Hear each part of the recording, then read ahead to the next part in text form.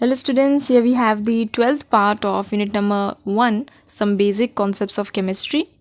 Last lecture में हमने limiting reagent तक discuss किया था. So now let's continue. Now the next topic, that is reactions in solutions. Now there are many reactions which take place in solutions.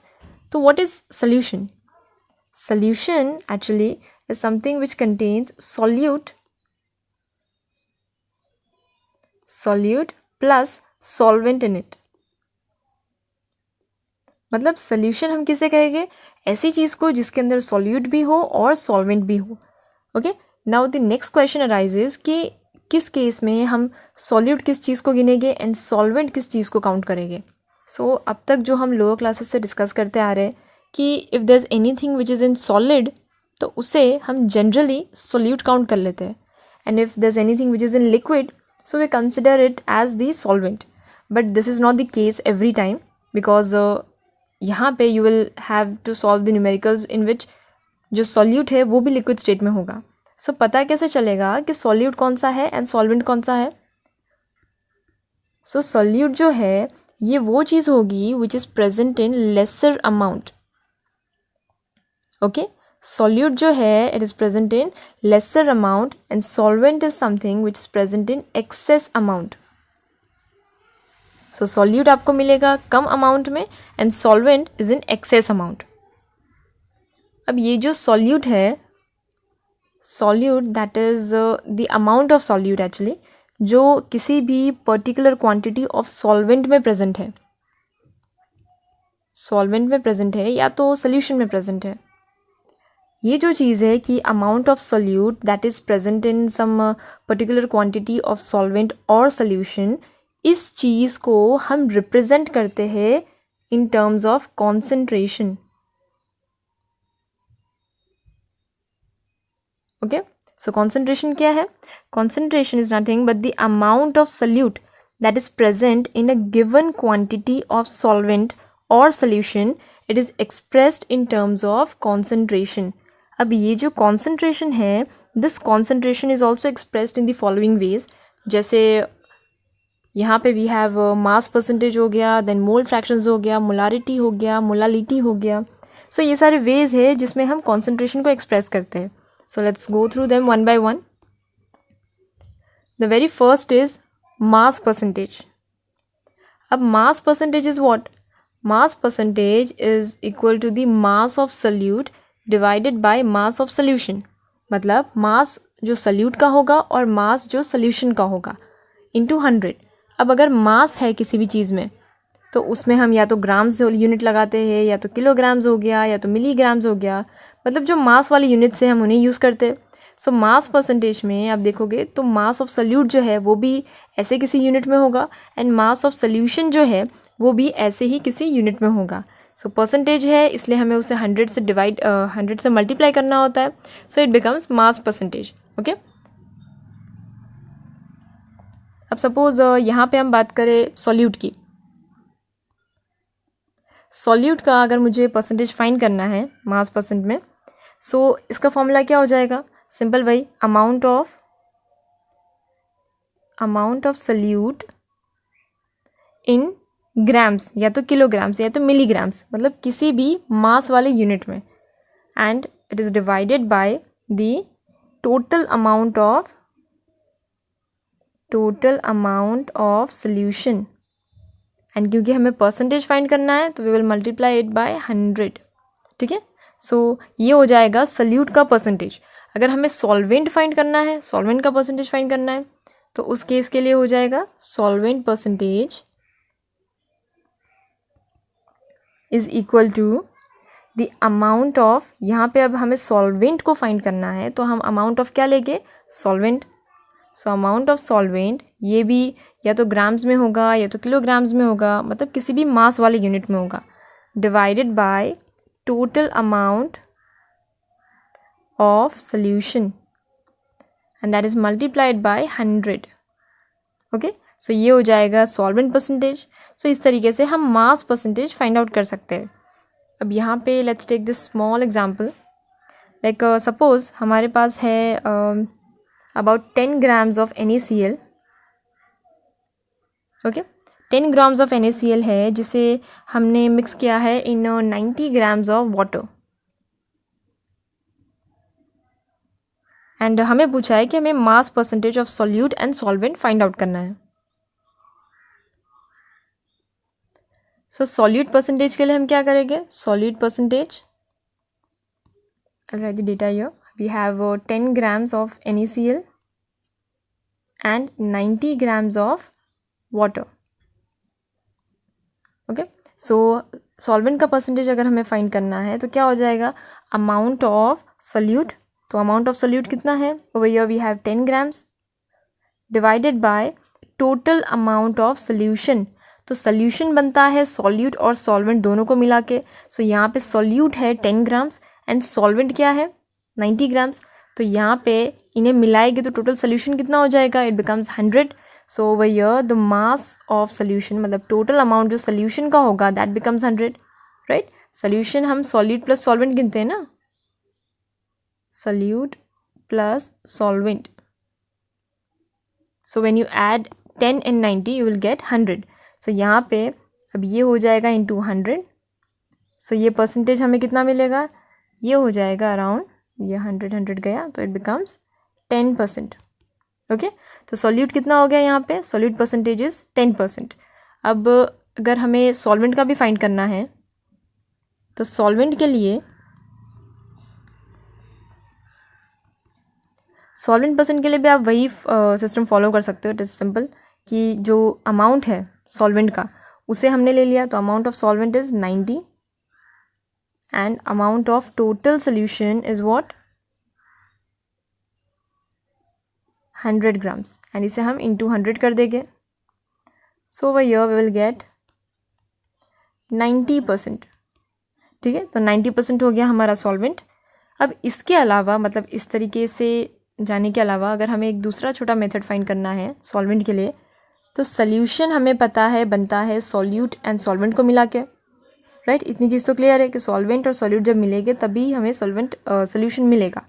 सो यहाँ पे solute का जो percentage था हमने फाइंड किया, इट वाज 10%, राइट। और सोल्यूशन, अब दुनिया में कोई भी चीज़ आप बनाओ सॉल्यूट और सॉल्वेंट को मिला के, तो ओवरऑल सोल्यूशन तो हम 100% ही गिनते। सो सोल्यूशन कितना है, 100% है। सोल्यूट हमें मिला 10%, तो सॉल्वेंट कितना हो जाएगा, इट वुड बिकम 90%। तो आप ऐसे भी इसे फाइंड कर सकते हो, इट्स वेरी सिंपल। सो या तो ये मेथड या तो इसके पहले वाला मेथड, हम इस तरीके से मास परसेंट फाइंड करते हैं। Now this mass percent can also be represented this way, that is weight by weight percent. दोनों एक ही चीज़ है, कहीं पे आप ऐसे देखोगे या कहीं पे ऐसे देखोगे, ओके। एंड जिस तरह मास परसेंट है उसी तरह आती है एक दूसरी category that is known as volume percentage. ठीक है, ये मास परसेंटेज जैसा ही है, बस यहाँ पे the liquid that is dissolved in another liquid उसके टर्म्स में हम बात करते हैं। जैसे यहाँ पे मास था, मतलब वो चीज़ ग्राम्स में दी होगी या किलोग्राम्स या मास वाले यूनिट में होगी, यहाँ पे वो चीज़ वॉल्यूम के फॉर्म में होगी। सो ये भी मास परसेंटेज जैसा ही है, तो इसका फॉर्मूला भी वैसा ही होगा, that is volume of solute divide by total volume of solution, okay, into 100, because हम परसेंटेज कैलकुलेट कर रहे हैं। So this is the formula for volume percentage. इसे आप ऐसे भी लिखा देखोगे, that is volume by volume percentage, okay, that's one of the same. जो नेक्स्ट कैटेगरी है दैट इज़ मोल फ्रैक्शंस। अब मोल फ्रैक्शन क्या है, it is the ratio of number of moles of a particular component to the total number of moles of the solution. मतलब जो individual moles होगे ना, जब आप उससे डिवाइड कर दो टोटल मोल से, तो आपको उस इंडिविजुअल मोल का मोल फ्रैक्शन मिलेगा। जैसे एक एग्जांपल लेके देखते हैं, यहाँ पे सपोज हमारे पास एक सोल्यूशन है जिसमें N2 मोल्स ऑफ सल्यूट है, ओके। सल्यूट के कितने मोल्स हैं, सल्यूट के है N2 मोल्स, और वहीं पे सॉल्वेंट जो है that N2 moles of solute it is dissolved in N1 moles of solvent. तो सॉल्वेंट कितना हो गया, N1 मोल्स, ओके। ये हो गया सल्यूट और ये हो गया सॉल्वेंट। अब इसका जब हमें मोल फ्रैक्शन फाउंड करना है, मोल फ्रैक्शन कैलकुलेट करना है, फॉर द मोल फ्रैक्शंस पहली चीज़ तो the thing has to be in solution form, right. अगर सोल्यूशन फॉर्म होगा तभी तो हम इंडिविजुअल कंपोनेंट को लेके आगे कैलकुलेशन कर सकते हैं। सो सोल्यूशन के लिए सोल्यूट प्लस सॉल्वेंट, मतलब सोल्यूशन क्या हो जाएगा, it becomes N1 plus N2, right. Solution के टोटल नंबर ऑफ मोल्स क्या हो जाएंगे, सॉल्वेंट के मोल्स प्लस सोल्यूट के मोल्स। तो इन दोनों को जब आप ऐड करोगे तो आपको सोल्यूशन के मोल्स मिल जाएंगे। क्लियर। अब जब हम सोल्यूट का मोल फ्रैक्शन कैलकुलेट करते हैं, दैट इज़ ओवर हियर, जब हम सोल्यूट का मोल फ्रैक्शंस कैलकुलेट करते हैं इन दी सोल्यूशन, तो अब जिस चीज़ का हम कैलकुलेट कर रहे हैं, मतलब उस इंडिविजुअल टर्म को हम न्यूमरेटर में लेंगे। सो मोल फ्रैक्शन ऑफ सोल्यूट क्या है, इट इज़ N2, तो यहाँ पे हमने लिख दिया N2। It is divided by the total moles of solution, ठीक है। मोल सोल्यूट के जो मोल्स थे वो हमने न्यूमरेटर में ले लिए, एंड डिनोमिनेटर में क्या होगा, जो टोटल नंबर ऑफ मोल्स है सोल्यूशन के वो, तो सोल्यूशन के मोल्स कितने हैं, it is N1 plus N2 जो लिख दिया। सो ये जो टोटल हमें मिला ना, this is what, this is the mole fractions of solute, ठीक है। ये हो गया सोल्यूट का मोल फ्रैक्शन। क्या किया इसमें, सोल्यूट का मोल फ्रैक्शन कैलकुलेट करना है, इसलिए पहले तो सोल्यूट के मोल्स लेने पड़ेंगे। सो सोल्यूट के मोल्स, yes, solute के moles divided by the total number of moles in the solution, that was N1 plus N2, and solute के mole is N2। so ये जो टोटल चीज़ मिली ना, ये हो गई मोल फ्रैक्शंस ऑफ solute, जिसे हम रिप्रेजेंट करते हैं इस X2 के फॉर्म में, ओके। एंड वहीं पे सॉल्वेंट की बात करें तो मोल फ्रैक्शंस ऑफ सॉल्वेंट क्या हो जाएगा, individual moles of solvent divided by total moles of solution. तो इंडिविजुअल मोल्स सॉल्वेंट के कितने हैं, इट इज़ N1 मोल्स, तो हमने N1 ले लिया, divided by total moles of the solution जो है N1 प्लस N2। तो ये जो पूरी चीज़ मिली हमें, ये हो गया हमारा mole fraction of solvent, okay. So इस तरीके से हम मोल फ्रैक्शंस कैलकुलेट करते हैं, चाहे वो सोल्यूट का हो या सॉल्वेंट का हो। एंड हमेशा याद रखना कि जो भी मोल फ्रैक्शन होगा पूरे कंपोनेंट्स का, that is always equal to 1, ठीक है। जो टोटल सम होगा मोल फ्रैक्शंस का वो हमेशा 1 ही होगा, बिकॉज जब आप फ्रैक्शंस कैलकुलेट कर रहे हो तो आप उन पार्ट्स की बात कर रहे हो, राइट। अब उन पार्ट्स को आप गैदर करोगे तो आपको वो इक्वल टू 1 ही मिलना चाहिए। अब यहाँ पे तो हमारे पास X2 है एंड X1 है, तो जब आप इन दोनों को ऐड करोगे ना तो आंसर डेफिनेटली 1 ही होना चाहिए, क्योंकि यही तो दो कॉम्पोनेंट्स है, इसके अलावा तो और कोई कॉम्पोनेंट प्रेजेंट ही नहीं है। अगर ये 1 नहीं आ रहा तो समझ जाओगे कहीं ना कहीं कुछ गड़बड़ है, okay. So the sum of the mole fractions of the component is equal to 1। एक दूसरा छोटा एग्जाम्पल लेते हैं, that is with actual values. Suppose हमारे पास कोई एक सॉल्यूट है। अब उस सॉल्यूट का जो नंबर ऑफ मोल्स है, जैसे लेते हैं कोई एक सोल्यूशन जिसमें हमने ऐड किया है 60 ग्राम्स ऑफ, ओके मैं डायरेक्टली मोल्स ले लेती हूँ, नहीं तो एक स्टेप और बढ़ जाएगा आप लोगों के लिए। सो अगर सपोज हमारे पास एक सोल्यूशन है, ठीक है, जिसमें number of moles of methanol हमने ऐड किया है, मिथेनॉल अगर हमने ऐड किया है, एंड इस मिथेनॉल का जो नंबर ऑफ मोल्स है वो कितने हैं, वो है अराउंड 1.875, ठीक है। ये है number of moles of methanol. और वहीं पे जो पानी है वो हमने लिया है, वाटर के कितने मोल्स हैं, पानी के मोल्स है अराउंड 6.667। ये हमारे पास गिवन डेटा है, एंड हमें पूछा है कि mole fractions of methanol and mole fractions of water कितना होगा। तो उसके लिए सबसे पहले तो टोटल मोल्स कितने हो रहे हैं हमें वो काउंट करने हैं। तो टोटल मोल्स क्या हो जाएंगे, दिस मिथेनॉल के मोल्स एंड ये वाटर के मोल्स। तो total moles is equal to the sum of these two, that is methanol जिसके मोल्स है 1.87 एंड पानी के दैट इज 6.667। तो इसकी टोटल वैल्यू हमें मिल जाएगी अराउंड 8.542, ठीक है। ये क्या मिला, this is the total moles. Total moles किसके, इस पूरे सोल्यूशन के, ओके। तो टोटल मोल्स मिल गए, एंड अब मोल फ्रैक्शन पूछा है तो पहले मिथेनॉल का फाइंड कर लेते हैं। मिथेनॉल का जो मोल फ्रैक्शन होगा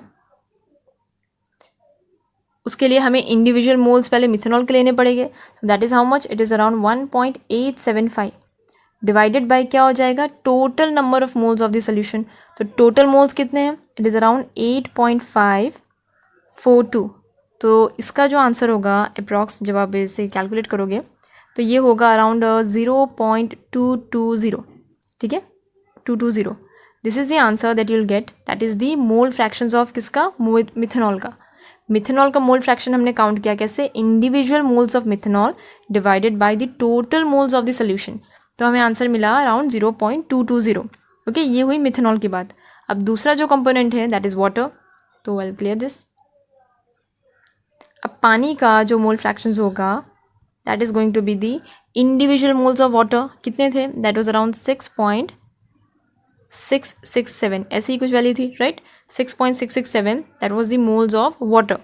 एंड टोटल मोल्स जो हमने कैलकुलेट किए दैट वाज अराउंड 8.542. अब इसे जब आप कैलकुलेट करोगे तो you will get the answer around approx 0.780 आपको आना चाहिए आंसर. ठीक है, तो ये मिल गए पानी के मोल्स. इसके पहले हमने कैलकुलेट किया दैट वाज मिथेनॉल के मोल फ्रैक्शंस, और ये मिल गए पानी का मोल फ्रैक्शन. तो अब टोटल मोल फ्रैक्शंस जो हमें फाइंड आउट करना है पूरे सोल्यूशन का, दैट हमारा आंसर राइट है या नहीं, क्योंकि कंपोनेंट 2 ही है तो ओवरऑल टोटल मिला के 1 ही होना चाहिए. ठीक है, सो मिथेनॉल के मोल फ्रैक्शंस और पानी के मोल फ्रैक्शंस जब आप इन दोनों को ऐड करोगे ना तो आपका आंसर 1 के अराउंड ही आना चाहिए. सो उसे चेक कर लेते हैं तो क्लियर हो जाएगा कि हमारा जवाब सही है या गलत. सो मिथेनॉल के मोल फ्रैक्शंस थे 0.220 एंड वहीं पे पानी के मोल फ्रैक्शंस है 0.780. ठीक है, तो जब आप इसे कैलकुलेट करोगे इट बिकम्स 1.0, मतलब the answer is correct. So that shows कि कितने भी कॉम्पोनेंट्स होंगे, अगर उस सोल्यूशन में कितने भी सॉल्यूट के कॉम्पोनेंट्स हो या कितना भी टोटल कॉम्पोनेंट्स हो, जो आप फाइनल मोल फ्रैक्शंस कैलकुलेट करोगे ना, टोटल मोल फ्रैक्शंस जो आप कैलकुलेट करोगे वो 1 ही आएगा. ठीक है, बिकॉज जब आप सारे फ्रैक्शंस को मिलाओगे तो आपका आंसर 1 ही होना चाहिए. अब जैसे यहाँ पे 2 कंपोनेंट्स थे तो भी उन दोनों के मोल फ्रैक्शंस को जब आपने मिलाया तो आंसर 1 आया. दैट शोज़ कि ये करेक्ट है, क्योंकि जितने भी कंपोनेंट्स है उस पर्टिकुलर सोल्यूशन में जब उन सबको मिलाया जाएगा तो फ्रैक्शंस जो है मोल फ्रैक्शन उसका टोटल 1 ही आना चाहिए था. 2 कंपोनेंट्स है या 4 है या 5 या 6 कितने भी हो. Okay, so that's about the mole fraction. Now the next concentration term, that is mass by volume percentage. Mass by volume percentage. अब ये mass by volume percentage क्या होता है? Mass by volume percentage is the amount of solute. Amount of solute या तो आप लिखो amount of solvent divided by the total volume of solution. Total volume of solution. And that is multiplied by 100. ठीक है, सो यहाँ पे we are taking मास जो हमारा न्यूमरेटर है, तो वो क्या हो जाता है? It is the amount of salute या तो सॉल्वेंट. ध्यान रखिएगा कि यहाँ पे अमाउंट गिवन है. ठीक है, मतलब this thing it has to be in grams, right? Mass के फॉर्मेट में होगा ये. सो अमाउंट ऑफ सल्यूट या तो सॉल्वेंट, उसे जब हम डिवाइड करते हैं टोटल वॉल्यूम ऑफ सोल्यूशन से. ओके, डिनोमिनेटर में क्या है? वॉल्यूम है. So total volume of solution से जो ml में रहा तो इसका यूनिट हो जाता है ग्राम्स पर ml. ओके, अब यहाँ पे इस मास बाय वॉल्यूम परसेंटेज को आगे डिस्कस करने से पहले थोड़ा डेंसिटी के बारे में बात कर लेते हैं. Density is what? Density is mass by volume, right? अब सपोज हमारे पास कुछ गिवन है वैल्यू डेंसिटी की. ठीक है, अब डेंसिटी से आप मास बाय वॉल्यूम कैसे फाइंड आउट करोगे? सो एक एग्जांपल लेते हैं. जैसे अगर हमारे पास है अराउंड 100 ml ऑफ अल्कोहल. ठीक है, 100 ml of alcohol is given and हमें पूछा है कि इसका मास बाय वॉल्यूम परसेंटेज कितना होगा फॉर दिस 100 ml. अब इस चीज़ के लिए हमें सपोज टोटल वॉल्यूम जो है वो दे दिया होगा अराउंड 1000 और हमें गिवन है कि ये 100 ml अल्कोहल के लिए मास बाय वॉल्यूम कितना होगा. तो इस चीज़ के लिए हमारे पास जो 100 ml अल्कोहल है, जो हमारा सोल्यूट है, ये जो 100 ml अल्कोहल है इसे हमें ग्राम्स में कन्वर्ट करना पड़ेगा, right? Because mass by volume तो क्या होता है? It is the amount of solute divided by total volume of solution. तो वॉल्यूम तो आपको भले mls में दे दिया हो, बट जो अमाउंट ऑफ सोल्यूट है वो तो हमें यहाँ पे ml में गिवन है, जो हमें ग्राम्स में कन्वर्ट करना पड़ेगा. अब ये चीज़ ग्राम्स में कैसे जाएगी? वो तब जाएगी जब आपको इस 100 ml अल्कोहल का डेंसिटी गिवन हो. जैसे यहाँ पे अगर है डेंसिटी 1.50, ठीक है, it is grams per cc, ये भी एक वॉल्यूम का यूनिट है. सो डेंसिटी अगर यहाँ पे 1.50 गिवन है तो इस 100 ml अल्कोहल को हम मास में कन्वर्ट कर सकते हैं. चलिए देखते हैं कैसे कन्वर्ट होता है ये. So density is mass by volume.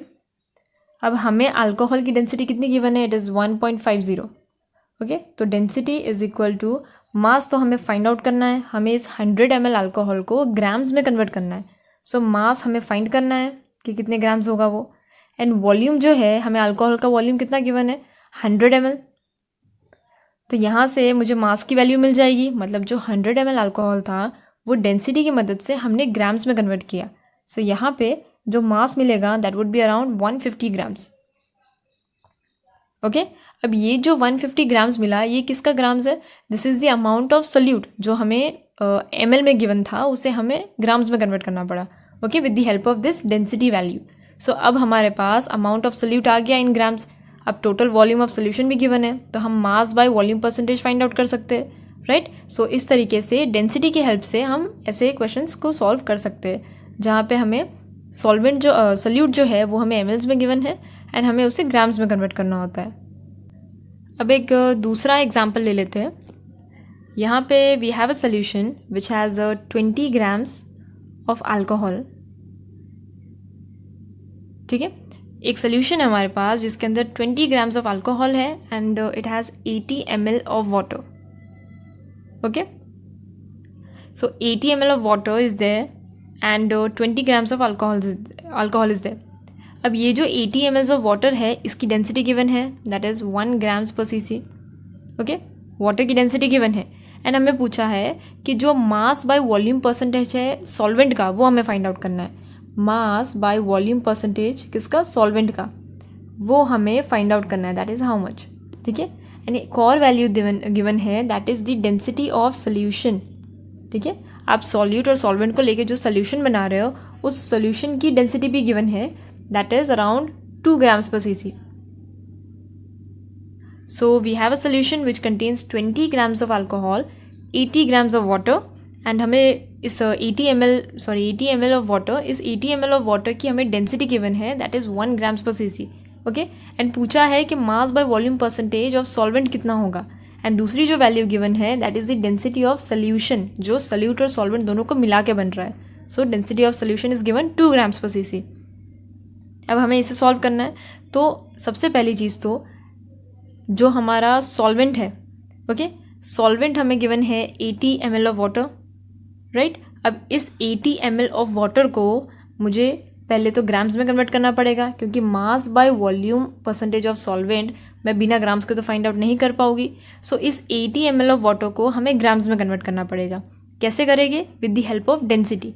Density जो गिवन है यहाँ पे, तो I clear this. Yes, so solvent की जो क्वांटिटी है, सॉल्वेंट को हम ग्राम्स में कन्वर्ट कर रहे हैं with the help of density. तो डेंसिटी कितनी गिवन है सॉल्वेंट की, इट इज़ 1 ग्राम पर cc एंड मास हमें उसका फाइंड करना है बिकॉज हमें ग्राम्स में चाहिए वैल्यू। सॉल्वेंट का जो वॉल्यूम है दैट इज़ 80 ml, तो यहाँ पे मुझे मास कितना मिल जाएगा, 80 ग्राम्स ऑफ सॉल्वेंट। ठीक है, मतलब जो 80 ml ऑफ वाटर था उसे हमें 80 ग्राम्स ऑफ सॉल्वेंट में कन्वर्ट किया। तो हमारे पास अब जो सॉल्वेंट है वो 80 ml की जगह पे 80 ग्राम्स में आ गया, मतलब हमने ग्राम में वैल्यू फाइंड आउट कर ली with the help of density. अब जो दूसरी चीज़ है दैट इज़ सोल्यूशन। सोल्यूशन की हमें डेंसिटी गिवन है, तो डेंसिटी की मदद से हमें सोल्यूशन का वॉल्यूम फाइंड आउट करना पड़ेगा। ओके, यहाँ पे कंफ्यूज मत होइए बिकॉज जो सोल्यूशन है, सोल्यूशन आपका एक जो सॉल्यूट है दैट इज़ 20 ग्राम्स एंड दूसरा जो सॉल्वेंट गिवन था वो 80 ml में था, तो हमने उस 80 ml को ग्राम्स में कन्वर्ट किया। सो सोल्यूशन होता क्या है, सॉल्यूट प्लस सॉल्वेंट, राइट। ये चीज़ तो क्लियर है कि सोल्यूशन क्या होता है, it is solute plus solvent. अब सॉल्यूट कितना है हमारे पास, इट इज़ 20 ग्राम्स। सॉल्वेंट हमने ml को ग्राम्स में कन्वर्ट करके अभी फाइंड आउट किया, दैट वाज 80 ग्राम्स। तो टोटल सोल्यूशन मुझे कितना मिला, 100 ग्राम्स। ओके, मतलब जो सोल्यूशन है उसका ग्राम्स में कितना वैल्यू है वो मेरे पास आ गया एंड इसकी डेंसिटी गिवन है, तो मैं उस डेंसिटी की हेल्प से इसका वॉल्यूम फाइंड आउट कर सकती हूँ because density is what, mass by volume. आपके पास मास आ गया, डेंसिटी गिवन है, तो आप वॉल्यूम तो फाइंड आउट कर ही सकते हो। सो यहाँ पे जो सोल्यूशन का वॉल्यूम है उसे ढूंढ लेते हैं। सोल्यूशन को जब हम वॉल्यूम फाइंड आउट करेंगे सो क्या हो जाएगा, डेंसिटी कितनी गिवन है सोल्यूशन की, it is 2 grams per cc। Okay, and mass कितना हमने फाइंड आउट किया, that is 100 grams. And volume तो हमें फाइंड आउट करना है इसका. सो इसे जब आप कैलकुलेट करोगे तो you will get around 50 ml. तो सोल्यूशन जो हमें मिला उसकी वैल्यू कितनी हो गई? That is 50 ml of solution. अब हम जाके इस वैल्यू से मास by volume percentage find out कर सकते हैं. सो मास बाय वॉल्यूम परसेंटेज जो हमने सॉल्वेंट का फाइंड आउट करना है वो कितना हो जाएगा? That is 80 grams. Amount of solvent आ गया 80 grams divided by volume of total solution कितना है हमारे पास? That is 50 ml. इंटू हम क्या करेंगे इसे? इंटू 100 करेंगे बिकॉज हम परसेंटेज फाइंड आउट कर रहे हैं. सो यहाँ पे जब आप इसे सॉल्व करोगे दिस वुड बी अराउंड 160. ठीक है, ग्राम पर ml परसेंटेज आपको जो मिल जाएगा मास बाय वॉल्यूम का. सो इस तरीके से हम डेंसिटी जब गिवन हो किसी सोल्यूशन या किसी सॉल्वेंट की, उस डेंसिटी की हेल्प से हम उसे या तो ग्राम्स में कन्वर्ट करें या तो वॉल्यूम में कन्वर्ट करें, जो भी हमारा रिक्वायर्ड क्वांटिटी है उस हिसाब से. So in this way we can use density for this mass by volume percentage concept.